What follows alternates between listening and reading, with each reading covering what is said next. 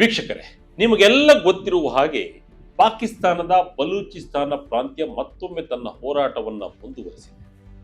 ಬಲೂಚಿಸ್ತಾನ ದಶಕಗಳಿಂದ ಪ್ರತ್ಯೇಕ ರಾಷ್ಟ್ರಕ್ಕಾಗಿ ಹೋರಾಟ ಮಾಡುತ್ತಲೇ ಇದ್ದು, ಯಾವುದೇ ಪ್ರತಿಫಲ ಸಿಗದ ಹಿನ್ನೆಲೆಯಲ್ಲಿ ಹೋರಾಟದ ಸ್ವರೂಪ ದಿನಂಪ್ರತಿ ಉಗ್ರ ಸ್ವರೂಪ ತಾಳ್ತಾ ಇದೆ.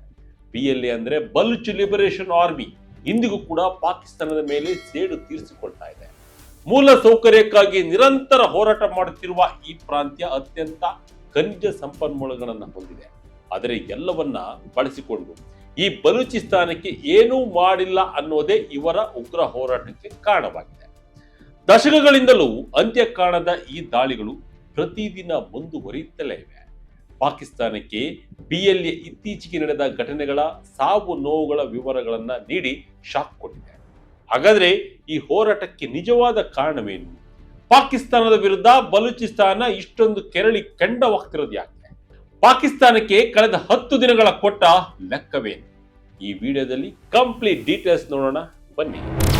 ಪಾಕಿಸ್ತಾನ ವರ್ಸಸ್ ಬಲೂಚಿಸ್ತಾನ ಸಂಘರ್ಷ ಯಾಕೆ? ಬಲೂಚಿಸ್ತಾನದ ಡಿಮ್ಯಾಂಡ್ ಏನಾಗಿತ್ತು? ವೀಕ್ಷಕರೇ, ಮೊದಲಿಗೆ ನಾವು ಬಲೂಚಿಸ್ತಾನ್ ಪ್ರಾಂತ್ಯಕ್ಕೂ ಪಾಕಿಸ್ತಾನಕ್ಕೂ ಯಾಕೆ ಈ ಸಂಘರ್ಷ ಎಂಬುದನ್ನು ನೋಡೋಣ. ಭಾರತ ಪಾಕಿಸ್ತಾನ ಹೇಗೆ ಸ್ವತಂತ್ರವನ್ನ ಘೋಷಿಸಿಕೊಂಡು ಸಂಭ್ರಮಿಸಿದವೋ ಅದೇ ರೀತಿ ಬಲೂಚಿಸ್ತಾನವು ಕೂಡ ಆಚರಿಸಿತು. ಭಾರತಕ್ಕೆ 1947 ಆಗಸ್ಟ್ 15ರಂದು ಸ್ವಾತಂತ್ರ್ಯ ದೊರಕಿತು. ಹಾಗೆ ಪಾಕಿಸ್ತಾನಕ್ಕೆ 1947 ಆಗಸ್ಟ್ 14ರಂದು ಸ್ವತಂತ್ರರು ಎಂದು ಘೋಷಿಸಿಕೊಂಡರು. ಅದೇ ರೀತಿ ಬಲೂಚಿಸ್ತಾನವು ಕೂಡ 1947 ಆಗಸ್ಟ್ 11ರಂದು ಘೋಷಿಸಿಕೊಂಡರೂ ಕೂಡ 1948ರಲ್ಲಿ ಪಾಕಿಸ್ತಾನ ಬಲವಂತವಾಗಿ ವಿಲೀನ ಮಾಡಿಕೊಂಡಿದೆ. ಅಂದಿನಿಂದ ಸಂಪೂರ್ಣ ಸ್ವಾತಂತ್ರ್ಯಕ್ಕಾಗಿ ಬಲೂಚಿಸ್ತಾನ ಹೋರಾಟ ಮಾಡುತ್ತಲೇ ಬಂದಿದೆ. ಪ್ರಮುಖವಾಗಿ ಬಲೂಚಿಸ್ತಾನವು ನೈಸರ್ಗಿಕ ಸಂಪನ್ಮೂಲಗಳಿಂದ ಸಮೃದ್ಧವಾಗಿದೆ. ಆದರೆ ಬಲೂಚ್ ಜನರಿಗೆ ಇದರ ಲಾಭ ಸಿಗ್ತಿಲ್ಲ ಮತ್ತು ಅಭಿವೃದ್ಧಿಯಲ್ಲಿ ಕಡೆಗಣಿಸಲಾಗಿದೆ ಎಂಬುದು ಹಾಗೂ ಆರ್ಥಿಕವಾಗಿ ಶೋಷಣೆಯಾಗ್ತಿದೆ ಎಂಬುದು ಅವರ ಪ್ರಮುಖ ಅಸಮಾಧಾನವಾಗಿದೆ. ಕಳೆದ ವರ್ಷ ಅಂದರೆ ಮೇ 2025ರಲ್ಲಿ ಬಲೂಚ್ ನಾಯಕರು ಪಾಕಿಸ್ತಾನದಿಂದ ಸ್ವತಂತ್ರವನ್ನ ಘೋಷಿಸಿ ವಿಶ್ವಸಂಸ್ಥೆಯ ಮಾನ್ಯತೆಗೆ ಒತ್ತಾಯ ಮಾಡಲಾಗ್ತಿತ್ತು. ಸದ್ಯ ಇದೀಗ ಪಾಕಿಸ್ತಾನದ ಸೇನೆ ಮತ್ತು ಬಲೂಚಿ ಬಂಡುಕೋರರ ನಡುವಿನ ಸಂಘರ್ಷದಿಂದಾಗಿ ಆ ಭಾಗದಲ್ಲಿ ಅಶಾಂತಿ ಹೆಚ್ಚಾಗಿದೆ.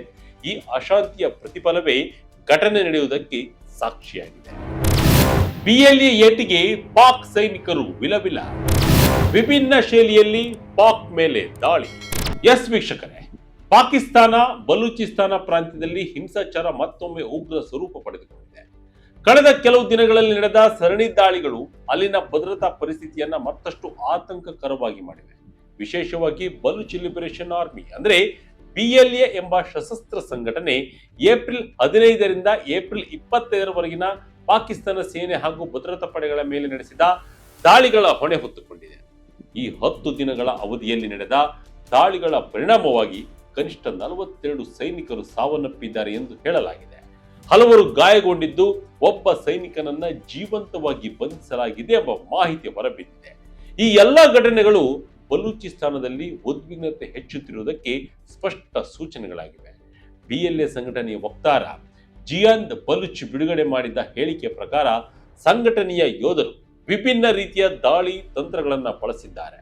ಇವುಗಳಲ್ಲಿ ಇಂಪ್ರೊವೈಸ್ ಎಕ್ಸ್ಪ್ಲೋಸಿವ್ ಡಿವೈಸ್ಗಳು ಅಂದರೆ IED ದಾಳಿಗಳು, ಅಂಬುಷ್ಗಳು, ನೇರ ದಾಳಿಗಳು ಮತ್ತು ಡ್ರೋನ್ಗಳ ಮೂಲಕ ನಡೆಸಿದ ಹಲ್ಲೆಗಳು ಸೇರಿವೆ. ಈ ದಾಳಿಗಳು ಬಹುತೇಕ ಪಾಕಿಸ್ತಾನ ಭದ್ರತಾ ಪಡೆಗಳನ್ನು ಗುರಿಯಾಗಿಸಿಕೊಂಡು ನಡೆದಿದೆ. ಹೇಳಿಕೆಯ ಪ್ರಕಾರ ಕೆಲ ಪ್ರದೇಶಗಳಲ್ಲಿ ಪಾಕಿಸ್ತಾನ ಸೇನೆಯ ಪೋಸ್ಟ್ಗಳು ಹಾಗೂ ಸೌಲಭ್ಯಗಳನ್ನು ತಾತ್ಕಾಲಿಕವಾಗಿ ಕಬಳಿಸಲಾಗಿದ್ದು, ಅಲ್ಲಿದ್ದ ಶಸ್ತ್ರಾಸ್ತ್ರಗಳು ಮತ್ತು ಉಪಕರಣಗಳನ್ನ ವಶಪಡಿಸಿಕೊಂಡಿದ್ದಾರೆ. ಇದು ಕೇವಲ ದಾಳಿ ಮಾತ್ರವಲ್ಲ, ಸ್ಥಳೀಯ ಮಟ್ಟದಲ್ಲಿ ನಿಯಂತ್ರಣ ಸಾಧಿಸುವ ಪ್ರಯತ್ನವೂ ಆಗಿದೆ ಎಂಬುದು ವಿಶ್ಲೇಷಕರ ಅಭಿಪ್ರಾಯವಾಗಿದೆ. PLA ಪಡೆಯ ದಾಳಿ ಪ್ಲಾನ್ ಹೇಗಿತ್ತು? ಪೊಲೀಸ್ ಠಾಣೆ, ವಿಶ್ರಾಂತಿ ಗೃಹಗಳ ಕಬಳಿಕೆ. ಈ ದಾಳಿಗಳ ವಿವರಗಳನ್ನು ಗಮನಿಸಿದರೆ ಏಪ್ರಿಲ್ 15ರಂದು ಸೋಹಂದ ಪ್ರದೇಶದಲ್ಲಿ ಮೊದಲ ದೊಡ್ಡ ದಾಳಿ ನಡೆದಿದೆ. ಅಲ್ಲಿ ಮುಂದುವರೆದ ಪಾಕಿಸ್ತಾನ ಪಡೆಗಳ ಮೇಲೆ ರಿಮೋಟ್ ಕಂಟ್ರೋಲ್ IED ಬಳಸಿ ಸ್ಫೋಟಕ ದಾಳಿಯನ್ನು ನಡೆಸಲಾಗಿದೆ. ನಂತರ ಅಂಬುಷ್ ಮೂಲಕ ಹಲವಾರು ಸೈನಿಕರನ್ನ ಹತ್ಯೆ ಮಾಡಲಾಗಿದೆ ಎಂದು PLA ಹೇಳಿಕೊಂಡಿದೆ. ಏಪ್ರಿಲ್ 18ರಂದು ಹರ್ನೈ ಜಿಲ್ಲೆಯ ಶಹರಕ್ ಪ್ರದೇಶದಲ್ಲಿ ಘರ್ಷಣೆ ನಡೆದಿದೆ. ಈ ಸಂದರ್ಭದಲ್ಲಿ ಒಬ್ಬ ಪಾಕಿಸ್ತಾನ ಸೈನಿಕನನ್ನ ಜೀವಂತವಾಗಿ ಬಂಧಿಸಲಾಗಿದೆ ಎಂದು ತಿಳಿಸಲಾಗಿದೆ. ಇದೇ ದಿನ ಜಲ್ ಮ್ಯಾಕ್ಸಿ ಪ್ರದೇಶದಲ್ಲಿರುವ ಲೆವಿ ಪೋಸ್ಟ್ ಒಂದನ್ನು ಕಬಳಿಸಿ ಅಲ್ಲಿ ಇದ್ದ ಶಸ್ತ್ರಾಸ್ತ್ರಗಳನ್ನು ವಶಪಡಿಸಿಕೊಂಡಿದ್ದೇವೆ ಎಂದು ಸಂಘಟನೆ ಹೇಳಿದೆ. ಏಪ್ರಿಲ್ 19ರಂದು ಮತ್ತಷ್ಟು ದಾಳಿಗಳು ನಡೆದಿವೆ. ಪಾಕಿಸ್ತಾನ ಸೇನೆಯ ಕಾನ್ವಾಯ್ಗಳು ಮತ್ತು ಚೆಕ್ ಪೋಸ್ಟ್ಗಳ ಮೇಲೆ ಹಲವು ದಾಳಿಗಳನ್ನು ನಡೆಸಲಾಗಿದ್ದು, ಇದರಿಂದ ಸೈನಿಕರು ಸಾವನ್ನಪ್ಪಿ ಹಲವರು ಗಾಯಗೊಂಡಿದ್ದಾರೆ ಎಂಬ ಮಾಹಿತಿಯೂ ನೀಡಿದೆ. ಏಪ್ರಿಲ್ 24ರಂದು ನಡೆದ ಘಟನೆಗಳು ವಿಶೇಷ ಗಮನ ಸೆಳೆಯುತ್ತಿವೆ. ಕ್ವೆಟಾ ಸಮೀಪದಲ್ಲಿರುವ ಪೆಟ್ರೋಲಿಯಂ ಮತ್ತು ಅನಿಲ ಕಂಪನಿಗೆ ಸಂಬಂಧಿಸಿದ ಸ್ಥಳವೊಂದನ್ನ PLA ಯೋಧರು ಕಬಳಿಸಿಕೊಂಡಿದ್ದಾರೆ. ಅಲ್ಲಿ ಯಂತ್ರೋಪಕರಣಗಳು ಮತ್ತು ವಾಹನಗಳನ್ನ ನಾಶಪಡಿಸಲಾಗಿದೆ ಎಂದು ಹೇಳಲಾಗಿದೆ. ಇದರಿಂದ ಆರ್ಥಿಕ ಮೂಲಸೌಕರ್ಯಕ್ಕೂ ಹಾನಿ ಉಂಟಾಗಿದೆ. ಇದೇ ದಿನ ನೋಶ್ಕಿ ಮತ್ತು ದಲ್ಬಂದಿನ್ ಪ್ರದೇಶಗಳಲ್ಲಿಯೂ ದಾಳಿಗಳು ನಡೆದಿವೆ. ಕೆಲವು ಪೊಲೀಸ್ ಠಾಣೆಗಳು ಮತ್ತು ವಿಶ್ರಾಂತಿ ಗೃಹಗಳನ್ನು ತಾತ್ಕಾಲಿಕವಾಗಿ ಕಬಳಿಸಲಾಗಿದ್ದು, ಅಲ್ಲಿ ಇದ್ದ ವಾಹನಗಳು ಮತ್ತು ಉಪಕರಣಗಳಿಗೆ ಬೆಂಕಿ ಹಚ್ಚಲಾಗಿದೆ ಎಂದು ವರದಿಗಳಲ್ಲಿ ಉಲ್ಲೇಖವಾಗಿದೆ. PLF ಮೇಜರ್ ಗೋರ್ಹಮ್ ನೀಡಿದ ಮಾಹಿತಿಯೇನು? ಪಾಕಿಸ್ತಾನಕ್ಕೆ 10 ದಿನದ ಲೆಕ್ಕ ಕೊಟ್ಟ PLA. ತುರಾ ಪ್ರದೇಶದಲ್ಲಿ ನಡೆದ ಮತ್ತೊಂದು ದಾಳಿಯಲ್ಲಿ ಮೊದಲು IED ಸ್ಫೋಟಗೊಳಿಸಿ ನಂತರ ಹೊಂಚು ಹಾಕಿ ದಾಳಿ ನಡೆಸಲಾಗಿದೆ. ಇದರಿಂದ ಪಾಕಿಸ್ತಾನ ಪಡೆಗಳಿಗೆ ಭಾರಿ ಹಾನಿ ಉಂಟಾಗಿದೆ ಎಂದು ಹೇಳಲಾಗಿದೆ. ಇನ್ನೊಂದೆಡೆ ಬಲೂಚಿಸ್ತಾನ ಲಿಬರೇಷನ್ ಫ್ರಂಟ್ ಅಂದರೆ PLF ಕೂಡ ತನ್ನದೇ ಆದ ದಾಳಿಗಳ ಸರಣಿಗಳನ್ನು ನಡೆಸಿದೆ ಎಂದು ಹೇಳಿಕೊಂಡಿದೆ. ಈ ಸಂಘಟನೆ ಕೂಡ ಪಾಕಿಸ್ತಾನ ಸೇನೆ ಮತ್ತು ಪೊಲೀಸ್ ಪಡೆಗಳನ್ನ ಗುರಿಯಾಗಿಸಿಕೊಂಡಿದೆ.